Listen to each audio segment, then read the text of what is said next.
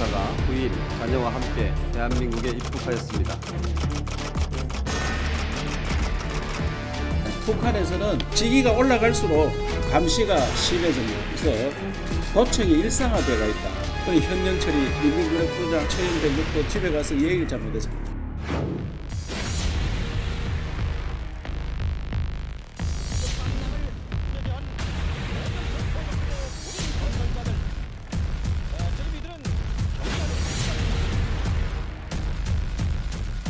눈보라 이는 11월에 야전열차에서 심장의 고동을 멈추시었다는 성선경력 같은 기보에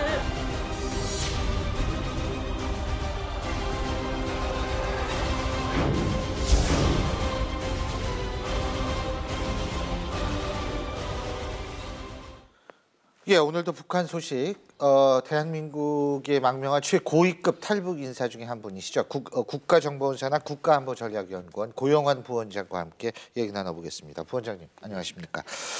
김정은이가 마식령 스키장에 스키대회 관람했다 그러는데 원래 이 스키를 좋아하는 모양이에요?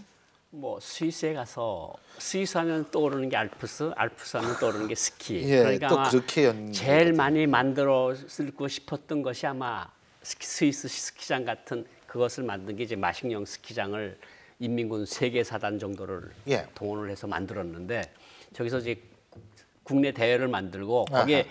당정군 실세들을 다 데려가서 저 아주 저렇게 아주 만족하게 웃으면서 스키 대회를 보면서 세계적 수준의 선수들을 기르고 입상을 하라 뭐 이렇게 지시를 했다 그러는데 아무래도 자기 어린 추억이 많이 있을 거고 그리고 뭐 또 보여주자고 하는 게 있지 않겠습니까? 그 제재 속에서도 끄떡없다. 제재 속에서도 네. 끄떡없다. 우리 스키 대회도 하고 뭐 이런 아주 뭐 한쪽에서는 뭐 저쪽에서는 뭐 좀 난리를 법석을 피우지만 우리나라는 태평성대고 제재에도 끄떡없다 이런 걸 예. 보여주고 싶은 마음이 간절하지 않겠습니까? 근데 선수역에 매봉산 뭐 이렇게 매봉산 스키 뭐 팀인지.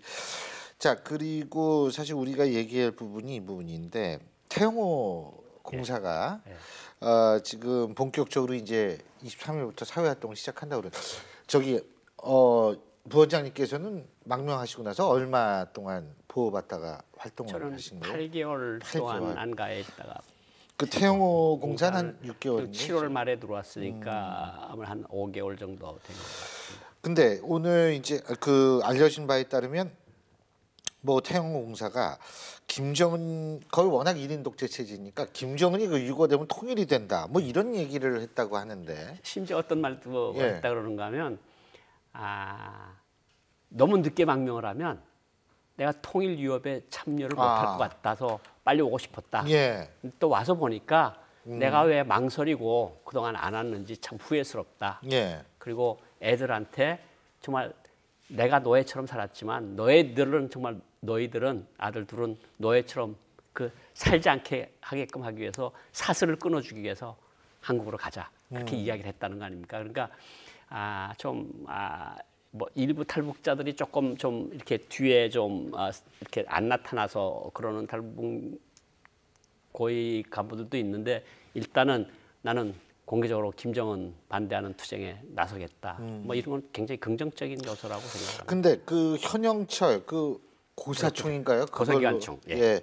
이 사형을 당했는데 이 사람이 뭐 졸았다는 이유로 처형당했다기보다 이 사람이 도청을 당했다는 얘기가 있는 모양이더라고요. 예, 그 이제 태호 공사가 이야기를 했다 그러는데 그 이제 여러 가지 설이 있었어요. 그러니까 졸았다는 거, 그 다음에 모스크바 갔던 일이 모스크바에 그 처형되기 얼마 전에 모스크바 학술 대회에 가서 참가하고 세미나 참가하고 러시아 사람들하고 이야기를 하고 돌아와서 간부들하고 이야기하고 아니면 집에서 이야기를 했는데 걸렸다. 거기에다가 좋은 곳까지 겹치니까 이제 분기 탱천에서 쏴버리라 그래서 이제 처형을 했다는 건데 저희들이 있을 때도 김정일 있을 때도 고위급 간부들 집에 도청을 했어요. 그래서 집을요? 네, 집에 도청장치를 놨는데 그래서 제가 아주 고위급 친구가 아버지가 고위급 간부였고 우리 외교부 과장이었는데 동료가 그 집에 가서 이야기를 하려고 그러니까 화장실에 데려가서 수돗물을 틀어놓고 이야기를 무슨 했어요. 영화에 나오는. 네. 근데 지금은 화장실도 다 듣는다는 거 아닙니까?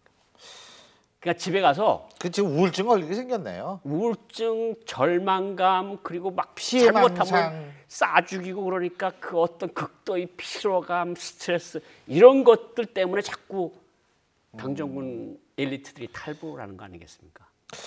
그러면은 근데 이 탈북 말씀하셨는데 남쪽으로 오기는 좀 주저한다 이런 얘기도 있는 모양이에요. 그게 북한 엘리트들이. 뭐냐면 저도 똑같은 심정입니다. 예. 아마 태공사도 똑같은 심정이었을 예. 건데 저보다 좀 나을 거라고 생각을 했는데 내가 아무런 연고도 없고 아무런 줄도 없는데 한국에 가서 뭘 하면서 살 수 있을까?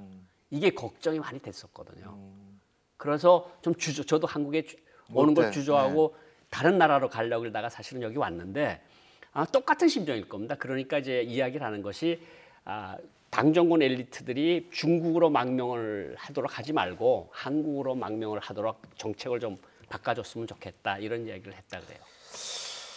자 그리고 요거는 좀 다른 얘기인데 함경북도에 수해 났었지 않습니까? 거기 뭐 수해 복구 저걸 해야 되는데 그 한 언론에서 김정은 지시서라는 걸 입수한 모양인데 전 그건 뭔지 모르겠는데 여기에 담겨진 내용을 보면 함경북도 수해 지역에서 간부들이 퇴폐행위한다. 그러니까 매춘하고 도박하고 마약하고. 그러니까 매춘이 성매매죠. 그쵸. 성매매 도박한다. 이거 가지고 지금 얘기를 하는 모양인데 그러니까 200일 전투 총화라는 걸 총화라는 게 결산이라는 소리입니다. 북한 말도 총화라 그러는데 200일 전투 동안에 벌어진 온갖 비사회주의적인 현상들을 비판하는 말 중에 김정은 지시에 간부들이 왜 함경북도 가서 찜질방 만들어 놓고 안마방 만들어 놓고 성매매하고 도박하고 왜 그러냐 이런 것들을 엄벌에 처하라 그래서 함경북도 인민연회 그리고 함경북도 주둔 군부대 장교는 3명이 총살을 당하고 2명은 강등돼서 처벌을 받고 이런 일들이 벌어지고 있는데 이 200일 전투라는 것을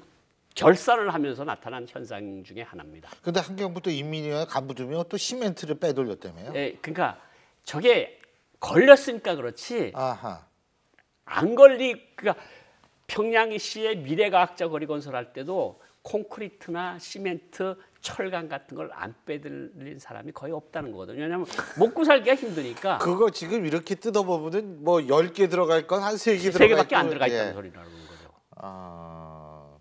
근데 이런 사람 잡히면 어떻게 돼? 이거 빼돌리다가. 대체로 총살이죠. 대체로 총살. 근데 이거 안 걸리고 이 빼돌려서 팔면은 큰 돈이 버는 모양이죠. 큰 돈이 철근을 100톤만 빼돌렸다고 생각하면서 우리나라 돈으로도 철근 100톤이면 얼마나 큰 돈이겠습니까? 그렇죠. 그 돈을 김정은한테 또 바쳐요. 그래서 칭찬도 받고 자기도 일부 목을 챙겨서 자기도 아파트 짓고. 근데 이게 잘못해서 걸리면 그래서 북한에서 역적과 충신이 차이는 종이 한 장 차이다. 걸리면 매국노고 안 걸리면 충신이고. 그 충신 역적 말씀하시니까 갑자기 그 김정일 죽은 지 5년 된 거 이 생각이 나는데 김정일이가 죽은 지 5년이 됐는데 김정은이가 그 금수산 태양궁전 뭐 추도대인가 뭐 거기에 등장을 했다고 그러는데 자기 아버지니까 근데 중요한 건 뭐 이럴 때 도발 뭐 이런 얘기가 없었어요 올해는. 그러니까 최선희 외무성 미주 국장이 그 38로스 책임자들 미국 학자들을 만나서 1월 20일까지는 지켜보겠다. 당신의 트럼프가 취임할 때까지는 일단 지켜보겠다. 그렇지만 당신들이 뭔가 하고 키리졸브 같은 훈련을 하고 그러면 우리 가만 안 있겠다. 이렇게 했다는 거니까 일단은 지금 한국 정세도 주의 있게 보고 있고 미국도 지금 대통령 취임하기 전이니까 약간 과도기적인 성격을 가지고 있는데 다만 우리가 지금 우려를 하는 거는 29일 날이 이달 29일이 김정은 최고사령관 취임 5주년입니다. 그때 무수단 미사일 같은 거 쏘지 않을까? 아니면 ICBM 같은 거로 도발하지 않을까? 근데 뭐 무수단 미사일 가능성이 충분히 있다고 봅니다. 알겠습니다. 근데 이거 그래서 뭐 이게 조용한 거 보고서 요새 부쩍 조용해져 가지고 궁금해지더라고요. 부원장님 오늘 말씀 여기까지 듣겠습니다. 고맙습니다.